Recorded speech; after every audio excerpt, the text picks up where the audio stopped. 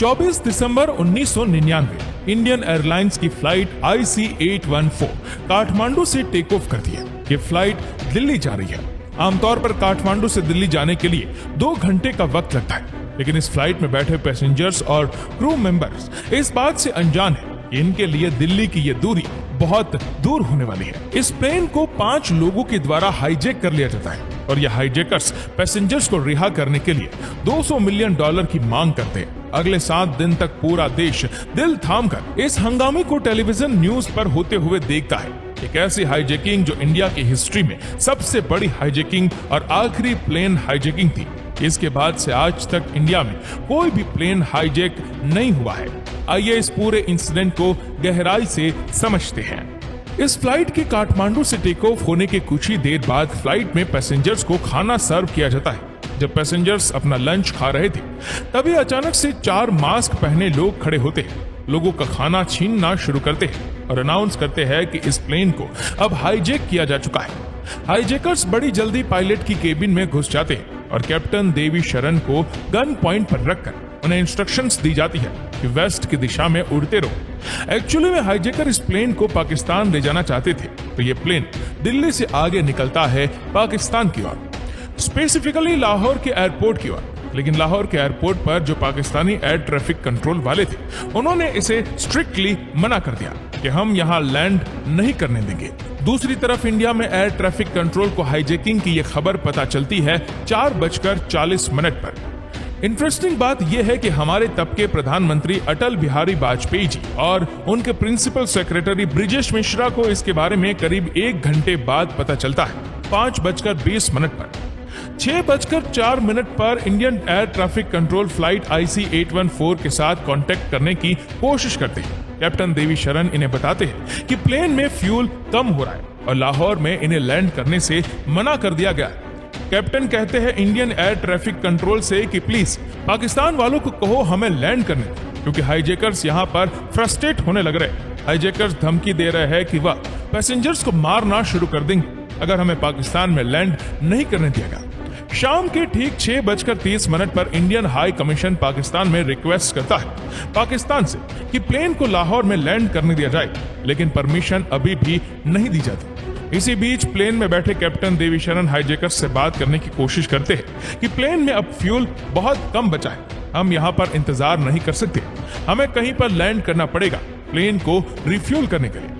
Hijackers को convince करने में ये सक्सेसफुल रहते हैं और हाईजैकर्स मान जाते हैं कि ठीक है, प्लेन को अमृतसर में हम लैंड करा देंगे रिफ्यूलिंग के लिए। 6:44 पर फ्लाइट अमृतसर की ओर डिसेंड करने लगती है। अब ये एक ऐसी चीज थी जो ये हाईजैकर्स बिल्कुल भी नहीं चाहते थे। उन्होंने इंडिया के प्लेन को हाईजैक किया था और इंडिया में ही उसका लैंड हो जाना मतलब इंडियन गवर्नमेंट्स और अथॉरिटीज के पास एक बड़ा अपर हैंड होगा। इंडियन फोर्सेस अब शायद बड़ी आसानी से सिचुएशंस को कंट्रोल में ला सकती है, क्योंकि प्लेन इंडिया में लैंड होने जा रहा है। लेकिन आगे जो होता है वो बहुत ही ऐतिहासिक ब्लंडर है। तो ऐसी क्या गलती कर बैठती है इंडियन अथॉरिटीज?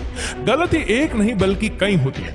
7:01 पर अमृतसर एयरपोर्ट पर फ्लाइट लैंड करती है और इमीडिएटली रिक्वेस्ट की जाती है कि फ्लाइट में फ्यूलिंग की जाए। कमाल की बात तो यह है कि पंजाब के director general of police Sarabjit Singh को इस हाईजैकिंग के बारे में सिर्फ 1 घंटे पहले यानी कि 6 बजे ही पता चलता है, और वह भी बाकी ऑफिसर के थ्रू नहीं बल्कि टीवी न्यूज के जरिए। इमेजिन कर सकते हो कि कितना बड़ा कम्युनिकेशन फेलियर था ये, पर कि इतने इंपॉर्टेंट आदमी को इस हाईजैकिंग की खबर पता चलती है टीवी देखकर।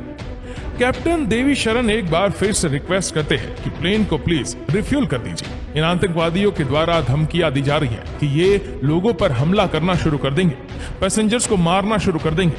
15 मिनट गुजर जाने के बाद भी कोई रिफ्यूलिंग नहीं की जाती। हाईजैकर एक्चुअली में एक आदमी पर हमला कर देते हैं, सतनाम सिंह। एक चाकू से उन्हें काफी चोट पहुंचती है उनकी गर्दन पर। एक बार फिर से कैप्टन देवी शरण रिक्वेस्ट करते हैं कि प्लेन की रिफ्यूलिंग जल्दी से जल्दी की जाए। इसी बीच 40 मिनट गुजर जाते हैं। 7:45 पर क्राइसिस मैनेजमेंट ग्रुप के एक प्लान बनाता है और पंजाब पुलिस को ऑर्डर देता है। वह सोचते हैं कि क्यों ना प्लेन के सामने एक फ्यूल टैंकर ले जाकर खड़ा करते, उसका रास्ता रोकने के लिए। तो एक फ्यूल टैंकर चलना शुरू कर देता है प्लेन की ओर। लेकिन फ्यूल टैंकर का जो ड्राइवर था वह थोड़ी तेज गाड़ी चलाने लग रहा था। तो ATC को लगा कि जितनी तेज गाड़ी चलाएगा तो हाईजैकर्स को यह न लगे कि यहाँ कुछ गलत हो रहा है तो उस ड्राइवर को बोला जाता है कि गाड़ी को धीरे चलाई जाए, और ड्राइवर मिसकम्युनिकेशन कहो या क्या कहो, वह अचानक से रोक देता है फ्यूल टैंकर को। प्लेन में कॉकपिट में जो बैठे थे हाईजैकर्स और कैप्टन, वह इस चीज को होते हुए देखते हैं और हाईजैकर्स को लगता है कि ये क्या हो रहा है। पहले ये गाड़ी बड़ी तेजी से हमारी ओर आ रही थी, फिर अचानक से रुक गई। यहाँ कुछ तो मसला है, ये कुछ ना कुछ खेल खेलने की कोशिश कर रहे हैं और हाईजैकर्स फ्रस्ट्रेट हो गए। उन्होंने कहा बहुत हो गई रिफ्यूलिंग, प्लेन को वापस हवा में ले जाया जाए बिना रिफ्यूलिंग के। कैप्टन शरण को तुरंत प्रेशराइज किया जाता है कि प्लेन को दोबारा से हवा में उड़ाया जाए और प्लेन एक बार फिर से हवा में चला जाता है। ये होता है एग्जैक्टली 7:49 पर। उसी समय वहां पर एनएसजी के कमांडो एयरपोर्ट पर पहुंचते हैं। ऑपरेशन पूरी तरह से बैकफायर कर जाता है और सबसे इंपॉर्टेंट बात यह कि प्लेन में अभी भी फ्यूल नहीं डला। टेक ऑफ के वक्त कैप्टन देवी शरण एटीसी को मैसेज भेजते हैं, वी आर ऑल डाइंग, हम सब मरने वाले हैं। अमृतसर से लाहौर सिर्फ 50 किलोमीटर दूर है और ये फ्लाइट एक बार फिर से पाकिस्तान की ओर मुड़ती है। एक बार फिर से पाकिस्तान का air traffic control permission denied कर देता है। हम लैंड नहीं होने देंगे इस प्लेन को पाकिस्तान में। उन्हें खतरा था कि हाईजैकर्स पायलट को प्रेशराइज करके जबरदस्ती लैंडिंग कराएंगे लाहौर के एयरपोर्ट पर, तो पाकिस्तान के एयरपोर्ट पर एक्चुअली में सारी लाइट को बंद कर दिया जाता है ताकि प्लेन को लैंड करना भी चाहे तो बहुत मुश्किल हो बिना लाइट के। लेकिन कैप्टन शरण के ऊपर प्रेशर इतना ज्यादा होता है हाईजैकर्स की तरफ से कि वह कहते हैं कि हमें नहीं फर्क पड़ता यहाँ पर रनवे दिख रहा है या नहीं दिख रहा, हमें प्लेन को लैंड कराना है, कहीं पर भी कराओ। तो फ्लाइट धीरे धीरे नीचे आती है और अचानक से कैप्टन शरण रियलाइज करते हैं कि वो एक हाईवे के ऊपर क्रैश लैंड करने जा रहे हैं। ये देखकर वह एक फाइनल रिक्वेस्ट करते हैं पाकिस्तान के एयर ट्रैफिक कंट्रोल से, हम एक हाईवे पर क्रैश लैंड कर जाएंगे अगर आपने हमें आपके एयरपोर्ट पर लैंड नहीं करने दिया। ये सुनकर फाइनली लाहौर एयरपोर्ट का एयर ट्रैफिक कंट्रोल एग्री कर जाता है और ये प्लेन लाहौर में लैंड करता है 8:07 पर। इंडिया की ओर से पाकिस्तान के एयरपोर्ट ऑफिसर को बोला जाता है कि प्लीज इस प्लेन को दोबारा से मत उड़ने देना। यहाँ पाकिस्तान के इस एयरपोर्ट पर फाइनली प्लेन को रिफ्यूल किया जाता है और प्लेन को दोबारा टेक ऑफ करने से रोकने के लिए फिर से लाइट स्विच ऑफ कर दी जाती है और कमांडोज इस प्लेन को घेर लेते हैं।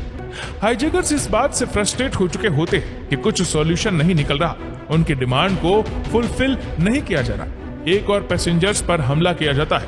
रूपिन कटिया 25 साल के गुड़गांव के आदमी जो अपनी वाइफ के साथ हनीमून से वापस लौट रहे थे, बाद में चलकर रूपिन का देहांत भी हो जाता है। पाकिस्तान का यहाँ पर काम था इंडियन हाई कमिश्नर को हेलीकॉप्टर प्रोवाइड करना ताकि वह जल्दी से जल्दी यहाँ पर आ सके नेगोशिएट करने के लिए, लेकिन 3 घंटे लेट हेलीकॉप्टर प्रोवाइड किया जाता है। जब तक वह लाहौर पहुंचते हैं पता चलता है कि प्लेन दोबारा से टेक ऑफ कर चुका है। ये कैसे पॉसिबल हो पाया जब वहां एयरपोर्ट पर सारी लाइटें स्विच ऑफ कर दी गई थी? उनके कमांडोज ने पूरे प्लेन को घेर लिया था। फिर कैसे प्लेन टेक ऑफ कर गया, इसके बारे में ज्यादा इंफॉर्मेशन मौजूद नहीं है, लेकिन आगे की कहानी में कुछ क्लू जरूर मिलते हैं। फ्लाइट को अब लाहौर से ओमान की ओर ले जाया जाता है, लेकिन वहां पर भी रिजेक्शन मिलता है, परमिशन नहीं मिलती लैंडिंग। अगली लैंडिंग इस फ्लाइट की होती है दुबई के अल मिल्हाद एयरवेज पर रात के करीब 3 बजे। यहाँ पर कड़ी नेगोशिएशन के बाद हाईजैकर्स 26 पैसेंजर्स को रिलीज कर देते हैं। इंडियन एयरलाइंस का एक स्पेशल रिलीफ एयरक्राफ्ट बुलाया जाता है दुबई में और वह इस पैसेंजर्स को ले जाकर वापस इंडिया छोड़कर आता है। पैसेंजर्स जो दुबई से लौट कर आए थे, उनकी मदद से काफी इंपॉर्टेंट इंफॉर्मेशन पता चलती है इस हाईजैक्ड फ्लाइट के बारे में। इसके असली नाम पता चलता है इब्राहिम अख्तर, शाहिद अख्तर सैयद, सनी अहमद काजी, जहूर मिस्त्री और शकील। ज्यादातर हाईजैकर्स खुद पाकिस्तान के थे। एक दिन बीत जाता है, जो पैसेंजर्स अभी भी प्लेन के अंदर मौजूद है उनके लिए हालात बद से बदतर होते जा रहे। खाने और पीने की सख्त कमी है। प्लेन दोबारा से टेक ऑफ करता है और इस बार ये जाता है अफगानिस्तान की ओर। 26 दिसंबर सुबह के 8 बजे प्लेन लैंड करता है कंधार इंटरनेशनल एयरपोर्ट पर और लैंडिंग के बाद यहाँ पर मौजूद तालिबान की अथॉरिटी ऑफर करते हैं कि वह मीडिएट करेंगे हाईजैकर्स और इंडिया के बीच में। सही सुना आपने, क्योंकि इस समय पर अफगानिस्तान में तालिबान का राज था, लेकिन इंडिया इस तालिबान की सरकार को रिकॉग्नाइज नहीं करता था। अगले 6 दिन तक प्लेन में बैठे लोग यहीं पर रहते हैं। इतना समय हो जाने के बाद भी 6 दिन तक वो लोग वहीं पर बंद रहते हैं। कोई अंदाजा नहीं उन्हें कि आगे क्या होने वाला है, उनका फ्यूचर क्या है, क्या वह यहीं पर मारे जाएंगे। तालिबान के असली इंटेंशंस पर शक होने लगता है इंडियन गवर्नमेंट को। क्योंकि इस प्लेन को चारों तरफ से घेर लिया गया तालिबान के लोगों ने, जिन्होंने हथियार पकड़े हुए। इंडियन एनालिस्ट का मानना है कि ये इसलिए किया गया ताकि इंडिया अपनी तरफ से कोई मिलिट्री ऑपरेशन ना कर पाए हाईजैकर्स के अगेंस्ट। अजीत डोभाल, जो कि उस वक्त एक स्पेशल टीम का हिस्सा होते हैं जिसे कंधार भेजा जाता है हाईजैकर्स के साथ नेगोशिएट करने के लिए, वह कहते हैं कि हाईजैकर्स को एक्टिव आईएसआई से सपोर्ट मिल रहा था कंधार में। उन्हें गारंटी किया जा रहा था कि उन्हें सेफ एग्जिट मिलेगा। उनका कहना था कि अगर आईएसआई यहां इन्वॉल्व नहीं होती तो इंडिया इस हाईजैकिंग को रिजॉल्व कर पाती।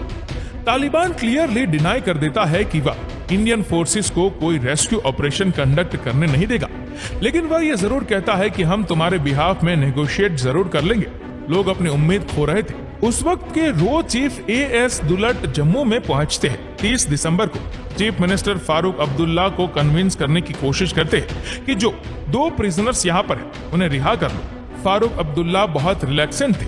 वह आर्ग्यू करते हैं कि इसका आगे जाकर बहुत बुरा असर पड़ सकता है, लेकिन एक्चुअली में उस वक्त प्रेशर इतना था कि उन्हें यह मजबूरन सुननी पड़ी और इन कैदियों को दिल्ली ले जाया जाता है और external affairs minister Jashwant Singh के साथ एक फ्लाइट पर बिठाकर कंधार भेजा जाता है। अगला दिन 31 दिसंबर हाईजैकर्स की यह डिमांड सुन ली जाती है और 3 प्रिजनर्स को रिलीज कर दिया जाता है कंधार में। दूसरी तरफ से हाईजैकर्स भी प्लेन में बैठे पैसेंजर्स को रिलीज कर देते हैं। इस पॉइंट ऑफ टाइम पर इंडियन टीम ने एक्सपेक्ट किया था कि हाईजैकर्स को अरेस्ट कर लिया जाएगा तालिबान के द्वारा, लेकिन ऐसा वह करते नहीं है। तालिबान का सुप्रीम लीडर एक और तालिबान के लीडर के साथ हाईजैकर्स को और जो रिलीज टेररिस्ट थे उन्हें गाड़ी में बिठाकर बॉर्डर की तरफ निकल पड़ता है, पाकिस्तान की बॉर्डर की तरफ। इस टाइम पर बहुत क्लियर हो गया था इंडिया के लिए कि पाकिस्तान किस तरीके से इन्वॉल्व था इस हाईजैकिंग में। हरकत एक पाकिस्तान बेस्ड मिलिटेंट ग्रुप था जो पीओके में एक्टिव था और 36 में से 33 प्रिजनर्स जिसकी रिहाई की मांग की गई थी वह खुद ही पाकिस्तानी थे। ये हाईजैकर्स सेफली बॉर्डर क्रॉस करके पाकिस्तान में बचकर निकल जाते हैं। दूसरी तरफ पैसेंजर्स की जान में जान आती है। कई पैसेंजर्स इंजर्ड है, चोट लगी हुई है और ज्यादातर बहुत बुरी तरीके से भूखे हैं। 31 दिसंबर को ये वापस घर लौट कर आते हैं। इस कहानी को सुनकर एक अच्छी खबर जरूर है और वो ये है कि आज के दिन तक ऐसा कोई हाईजैकिंग नहीं हुआ देश में। रेगुलेशन और प्रोसेसेस अब इतने सख्त बना दिए गए हैं कि किसी भी प्लेन को हाईजैक करना बहुत बहुत मुश्किल बन चुका है।